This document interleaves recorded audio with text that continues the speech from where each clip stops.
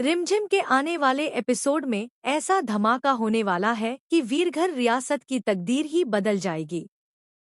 जहां एक तरफ रिमझिम को बेइज्जत करके महल से बाहर निकाल दिया गया, वहीं दूसरी तरफ किस्मत ऐसा पलटवार करेगी कि साजिश रचने वालों के होश उड़ जाएंगे।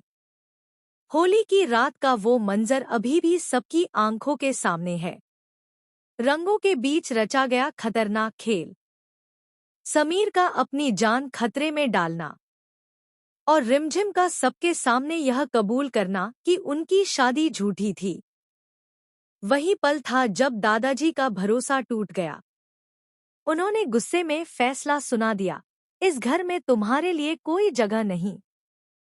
यही तो समीर और मोहिनी सा की चाल थी। जैसे ही रिमझिम ने खुद कह दिया कि समीर उसका पति नहीं है, वैसे ही उसकी इस महल में रहने की हैसियत खत्म हो गई। आखिर वह किस अधिकार से यहाँ रहती? रानी सा बनकर वह सिर्फ इसलिए रुकी थी ताकि अपने भाई अबिक की रक्षा कर सके। लेकिन समीर ने अबिक को भी महल से दूर भिजवा दिया।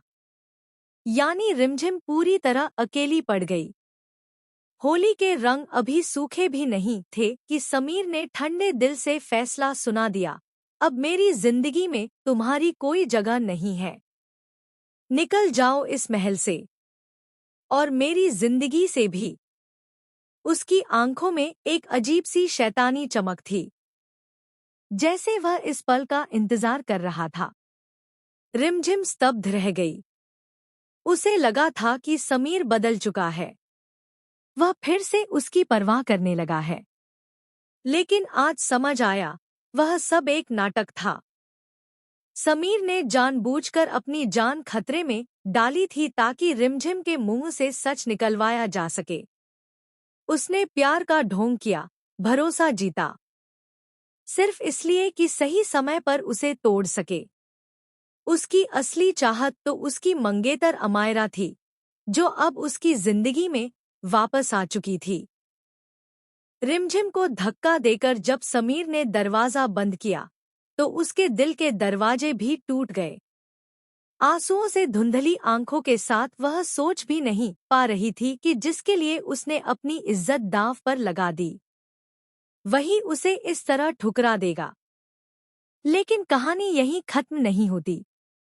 उधर अस्पताल में महीनों से कोमा में पड़ी रानी माँ को अचानक होश आ जाता है, जैसे उन्हें किसी अनहोनी का एहसास हो गया हो।